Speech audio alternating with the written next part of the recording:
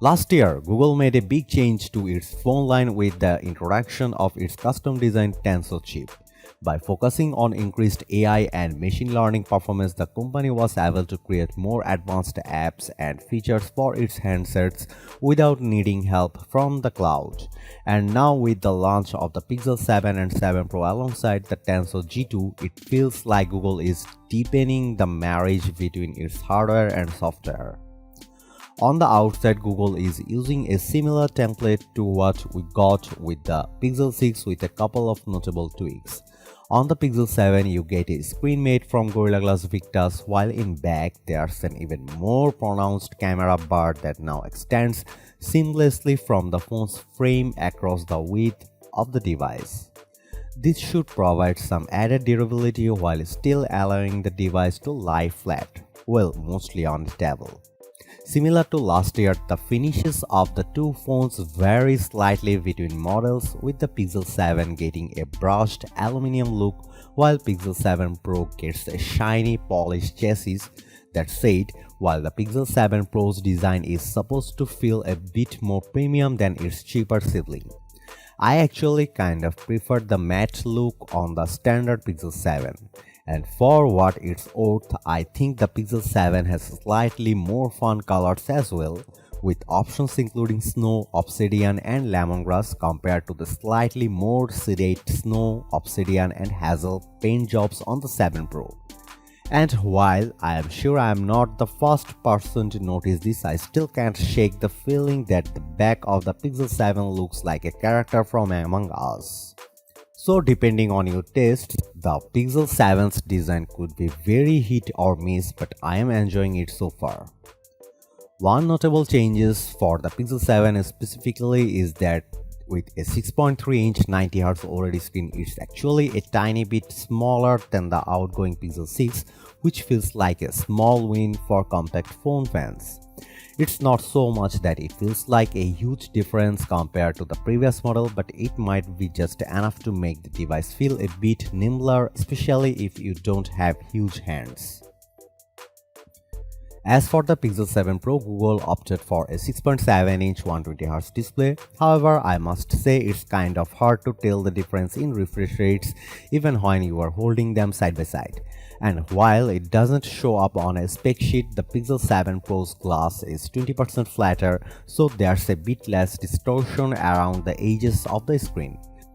Both phones get the same 10.8 megapixel front-facing camera, though it still has a fixed focusing system, which is relatively minor inconvenience compared to the true autofocus system on the iPhone 14's selfie shooter.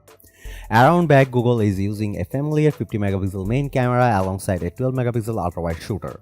But when it comes to photography, perhaps the biggest camera upgrade is the new 48 megapixel 5x telephoto zoom on the Pixel 7 Pro. Not only is it longer than the Pixel 6 Pro's 4x lens, Google also redesigned the way the camera pushes in to capture more detailed images throughout the phone's entire range. Similar to before, from 1x to 2x, the 7 Pro uses the 50 megapixel main shooter to take short distance shots and then crops as needed, but from 2x to 5x, the phone fuses images from both the main and telephoto lenses to create a more detailed composite. Then between 5x and 10x switches completely over to the zoom cam, with Google using pixel binning to reduce total resolution down from 12 megapixel. And then above 10x, the phone uses full res crops from the telephoto cam before the phone hits its full 30x magnification. I know this is all extremely techy, but the end result is a much smoother zoom experience across and more detailed shots that look better than anything I have seen from practically any other phone. That said, I am going to want to do some more testing before I make any final judgments. Some of the new camera software also looks impressive.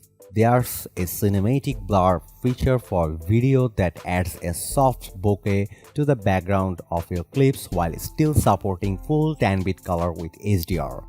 And from what I have seen so far, it looks great, as if you have been using a much more expensive camera. And for more general use, Google says it has upgraded the Pixel 7's image stabilization and noise correction as well.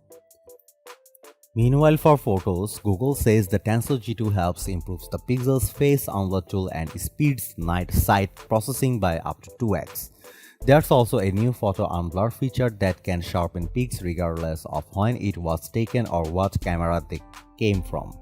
Google says all the processing for photo unblur is done locally on the phone, and in a brief demo, some of the results were so good they were kind of hard to believe.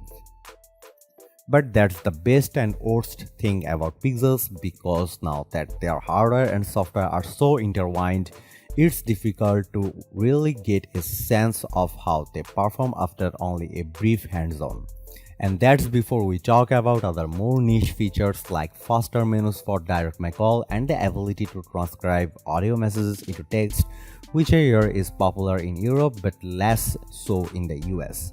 Both the Pixel 7 and 7 Pro feel snappy, and the phone's high refresh rate displays made switching between apps feel super smooth. That said, it's still up to Google to avoid any bugs or issues with future software updates like we experienced on the Pixel 6.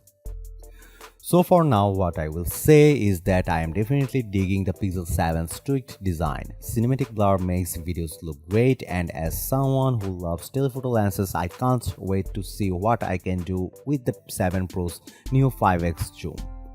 And perhaps best of all, with the standard Pixel 7 retaining the $599 starting price, upgrading to Google's latest flagship costs less than its competitors.